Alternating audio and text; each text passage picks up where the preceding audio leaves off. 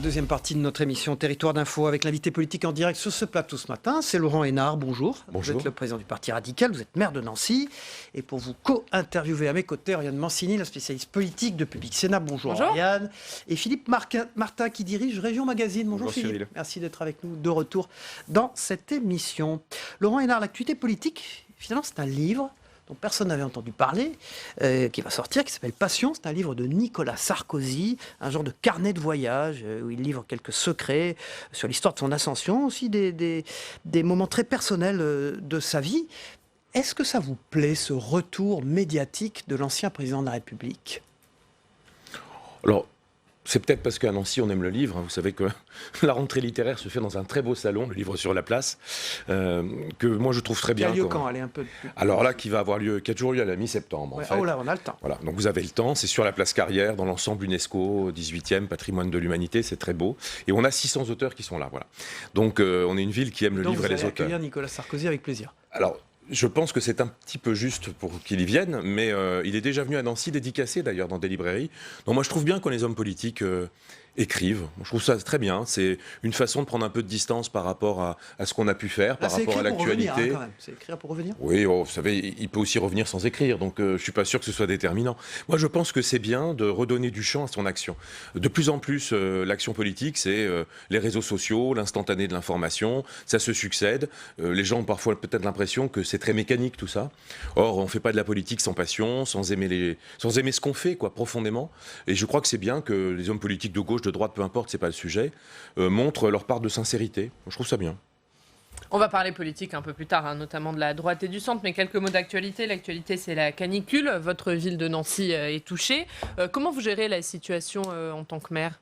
Alors d'abord, on a la chance d'avoir un préfet avec lequel on travaille de manière très étroite, puisque c'est l'État qui engage les choses. On a mis en place un plan sur lequel, hélas maintenant, on commence à être rodé, si je puis dire, puisque les accidents de chaleur, les pics de chaleur et les canicules sont de plus en plus fréquentes maintenant, et de plus en plus violentes. Donc à Nancy, qu'est-ce qu'on a fait ? On a bien sûr un registre à jour des personnes vulnérables, je crois qu'on commence par là, qu'on essaye vraiment de compléter toute l'année, pas seulement l'été. Donc les personnes âgées notamment, principalement, mais aussi des personnes malades à domicile, sont appelés par le Centre communal d'action sociale, sont visités dès qu'il y a un doute. Et on est en contact aussi, quand il le faut, avec les médecins traitants. On ouvre évidemment des salles fraîches dans les résidences autonomie, dans les maisons de retraite. On a livré des brumisateurs et des ventilateurs dans les écoles. On est en contact avec les directeurs d'école. La canicule arrive généralement en juillet et août. Là, les écoles sont encore ouvertes. Est-ce que du coup, ça appelle une vigilance particulière ? Bien sûr, on a des échanges avec l'éducation nationale et avec les directeurs tous les jours pour faire le point. On a bien sûr des crèches et des haltes-garderies qui sont déjà équipées.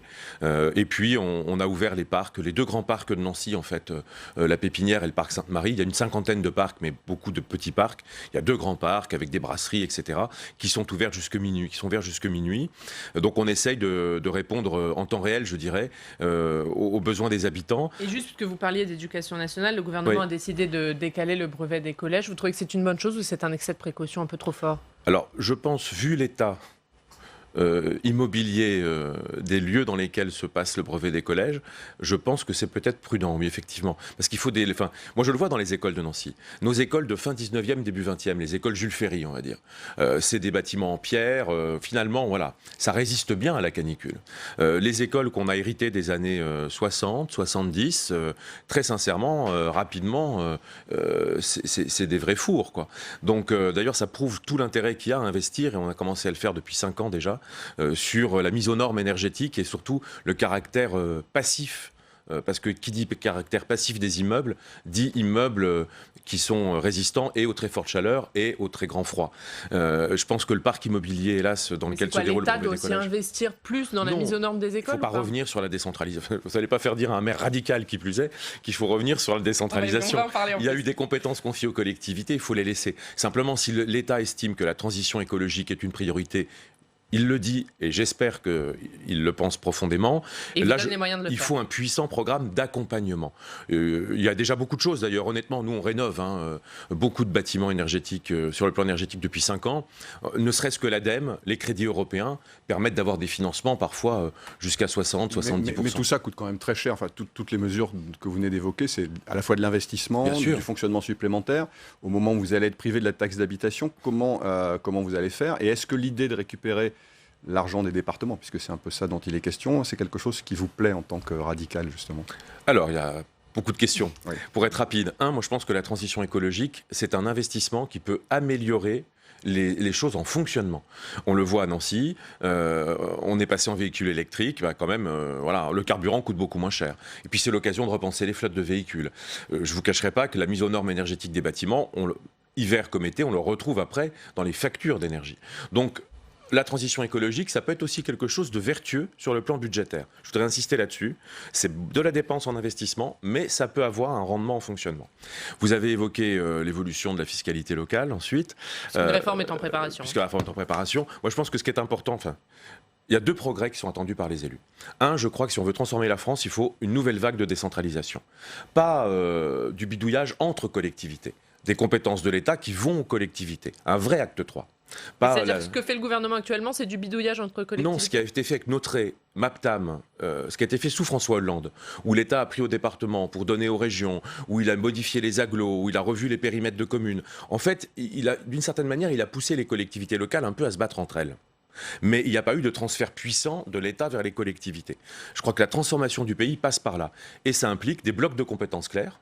Et donc, ça implique des blocs fiscaux clairs. Et l'idée que le foncier bâti, par exemple, puisque c'est ce que vous évoquez, je pense, qui est déjà en bonne part aux communes et aux intercommunalités, soit complètement au bloc communal, c'est une bonne idée, je le dis. Alors après, il faut que les départements, est-ce que c'est par la CSG, par exemple, par une part de CSG, il faut que les départements aient aussi, bien sûr, une ressource fiscale affectée.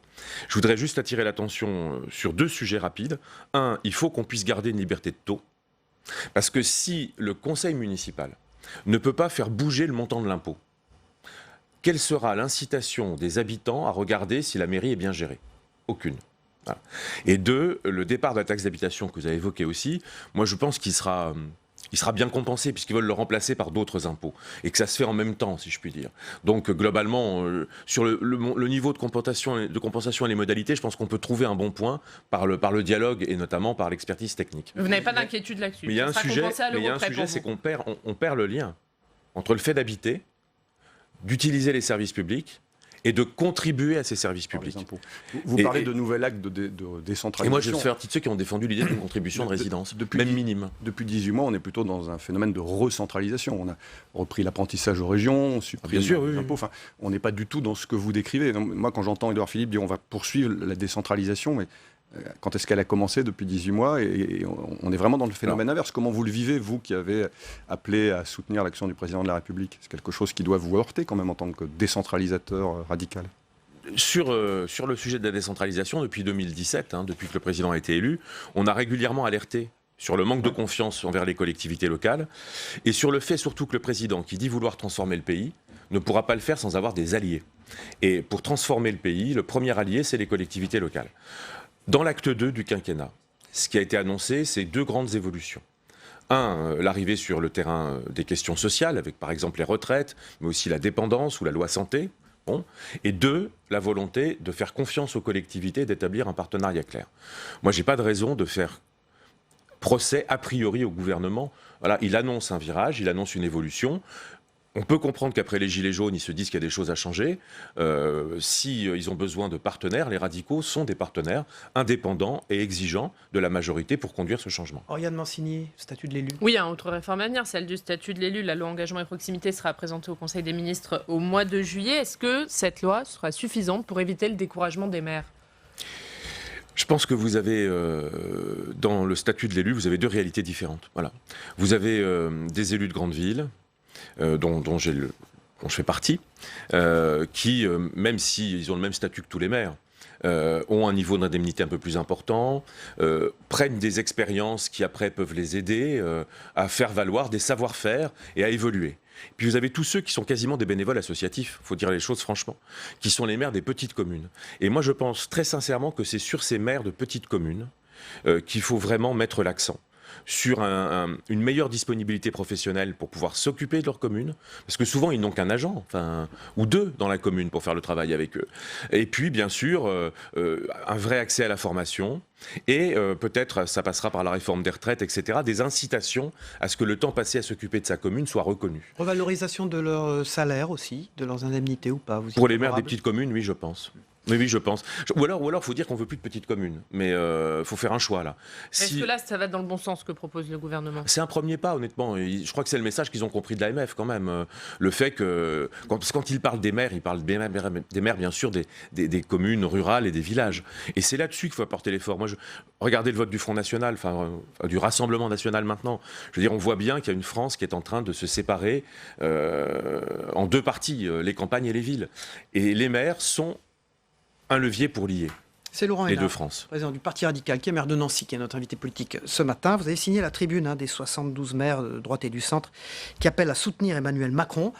C'est quoi? C'est une tribune, un ensemble de maires opportunistes qui veulent se rapprocher d'Emmanuel Macron parce que la droite va mal? Alors d'abord, les radicaux, c'est pas la droite. Donc il faudra que vous interrogiez des maires républicains. Il y a des radicaux de gauche on a fusionné. et des radicaux... Oui, mais il y a des sensibilités différentes dans votre fusion. Il y a un mouvement radical maintenant. Je rappelle que le président du groupe RDSE, ici au Sénat, qui est un élu de la région Occitanie, du Lot, le sénateur Requier, est au mouvement radical. Voilà. Alors au départ, il était radical de gauche. Mais je veux dire, on est les premiers à s'être réjouis de la fin du clivage droite-gauche. Voilà. Les radicaux ont quand même toujours contesté le fait qu'on opposait systématiquement gauche et droite. Pour répondre sur la tribune. Voilà. Pour les radicaux, deux choses. Un, depuis l'élection d'Emmanuel Macron, on est quand même toujours dans la même position. Voilà, on ne conteste pas les proximités qu'on a avec Emmanuel Macron sur l'Europe, sur la modernisation de l'économie, sur le réalisme en matière de sécurité notamment et de lutte contre le terrorisme, sur l'école, où on a soutenu beaucoup des mesures prises par Blanquer depuis 2017. On a aussi alerté sur des sujets qui n'allaient pas de notre point de vue. La laïcité, la justice sociale, au moment des APL, au moment des pensions, au moment de la remise en cause des emplois aidés, et puis la décentralisation, on vient d'en parler. La tribune, pour nous, elle est l'occasion pour les radicaux de rappeler leur position, voilà, qui est d'être des partenaires indépendants exigeants de la majorité. Oui, mais comment on peut être indépendant et signer une tribune de soutien à Emmanuel Macron? Si vous avez lu la tribune, elle n'est pas une tribune de soutien à Emmanuel Macron. Quand même. Non. Elle appelle quand même à soutenir. Elle dit que nous avons. Elle dit deux choses. Elle dit on souhaite que le pays réussisse. Et aujourd'hui, le pays, il est dirigé par un président et un gouvernement. Voilà.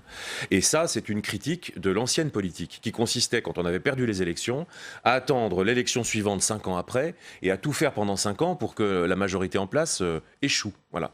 Donc cette démarche-là, elle est refusée.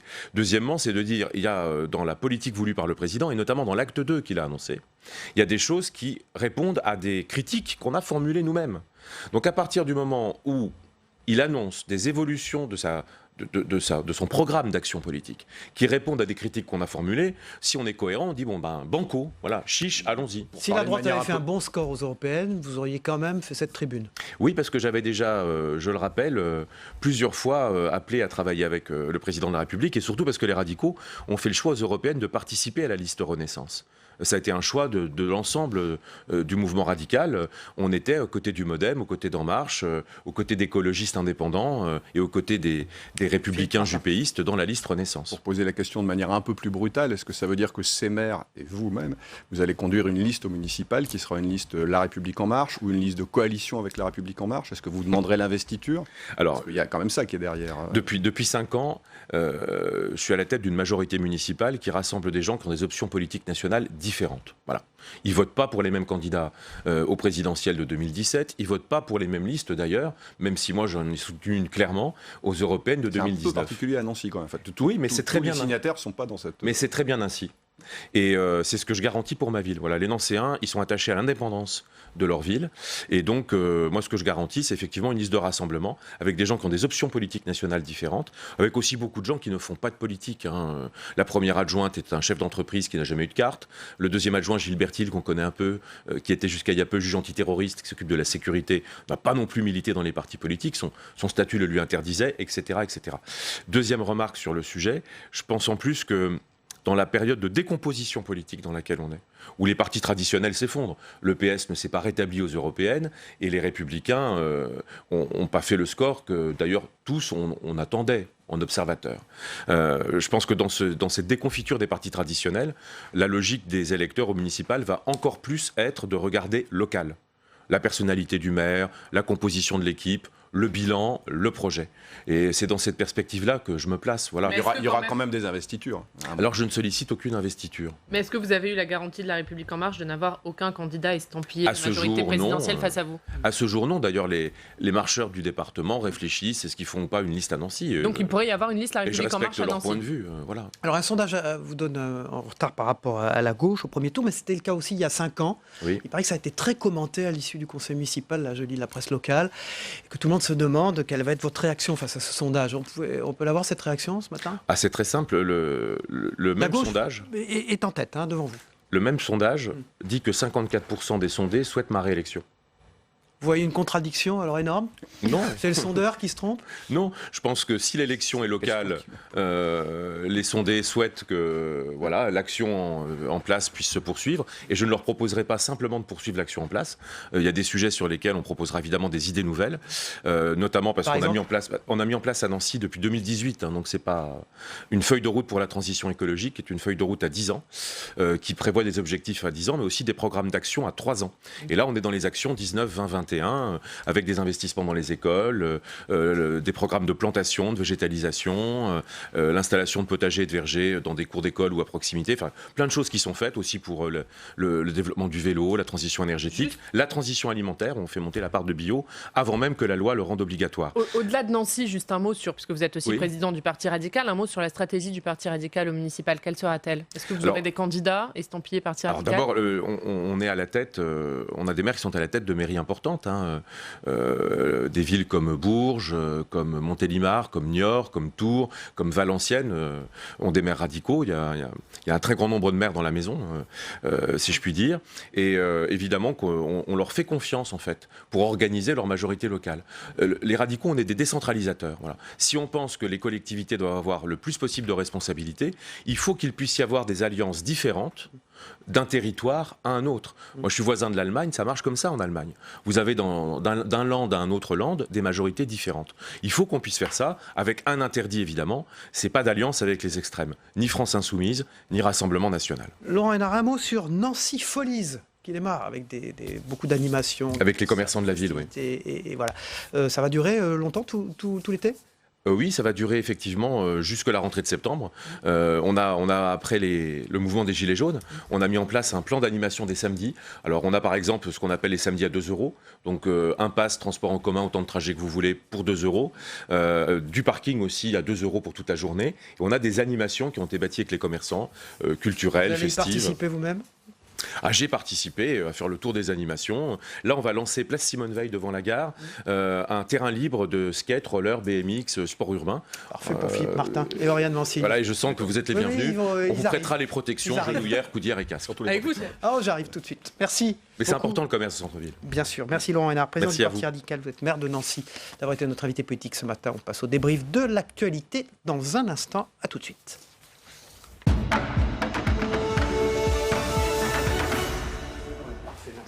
Laurent Hénard, au revoir, alors.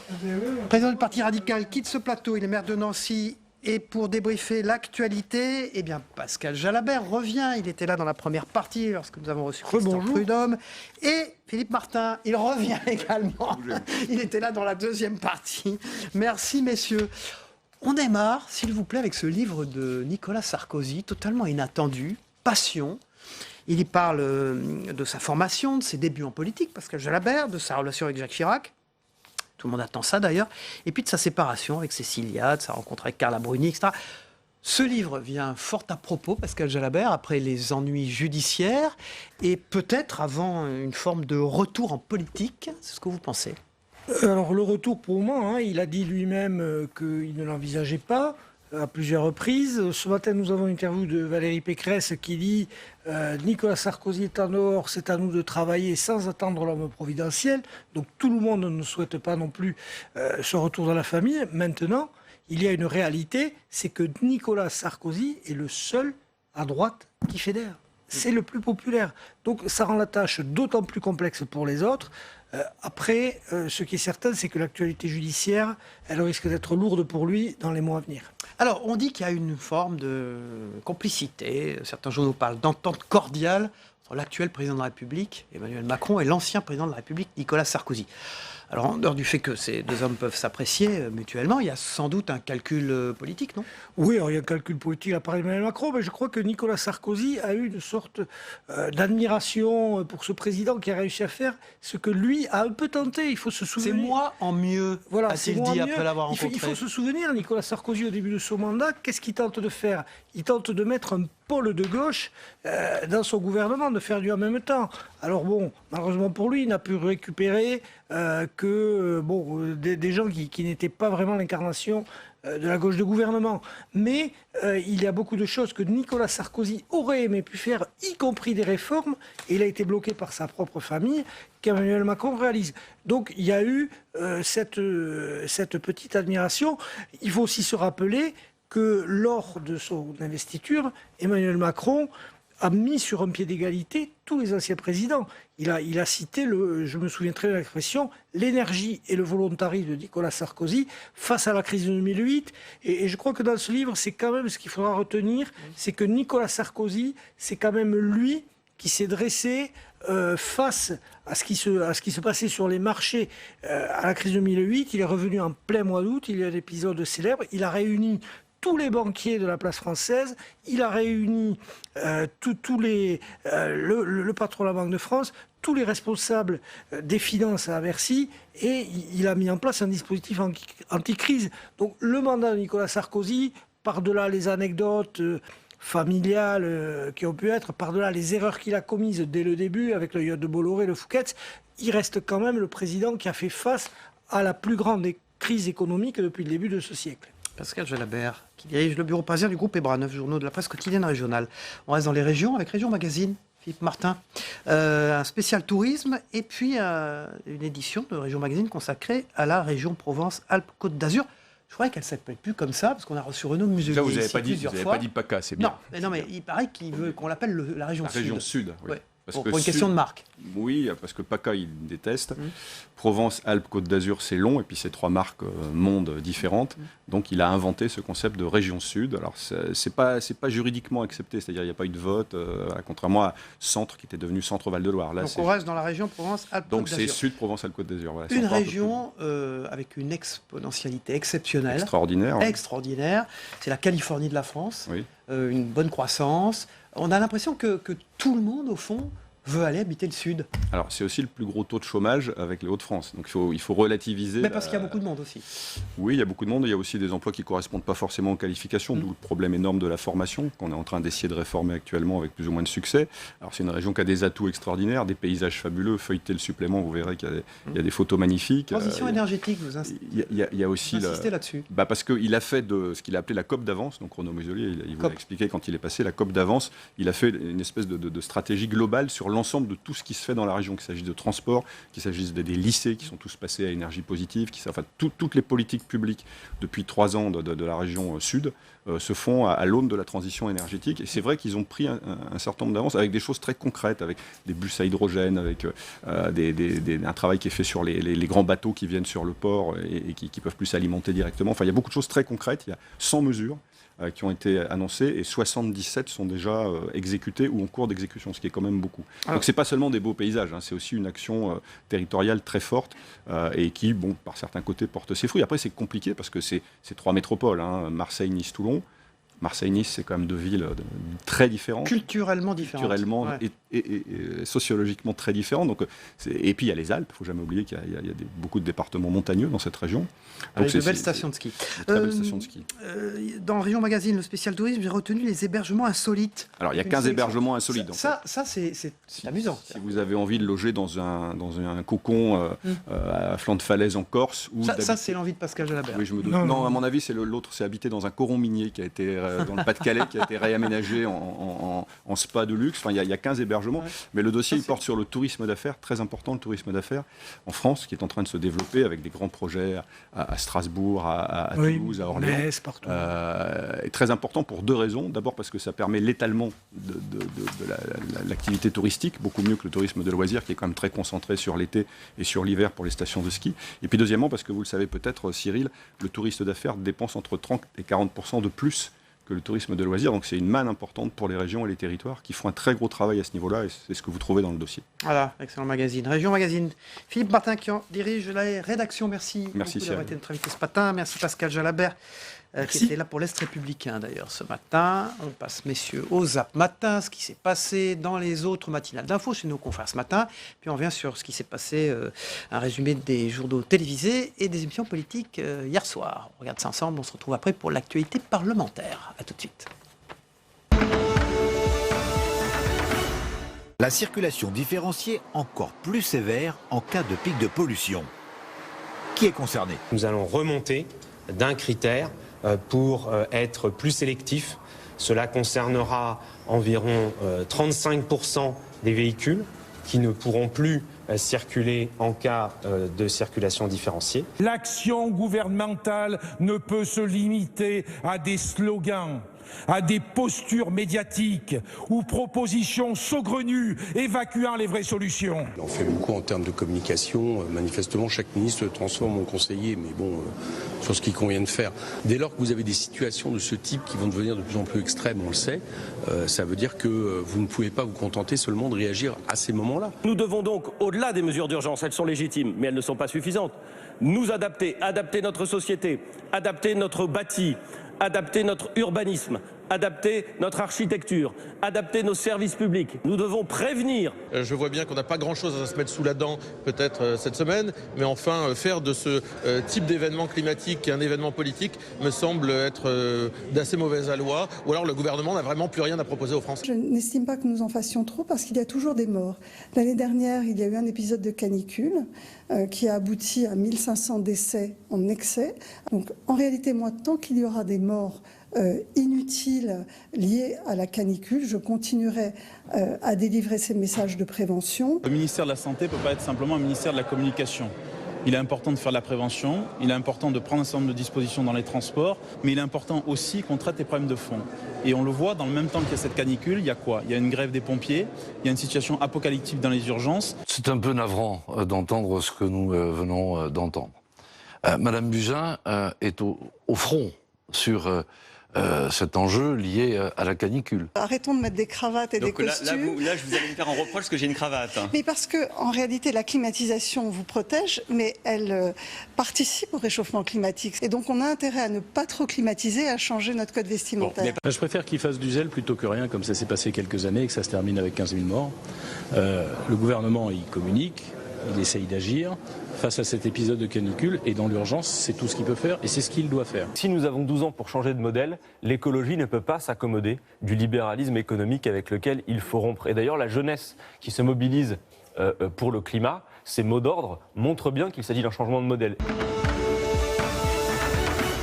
Voilà, dans un instant, la troisième partie de notre émission avec Territoire Sénat, et c'est l'actualité parlementaire qui va nous occuper. Voilà, à tout de suite.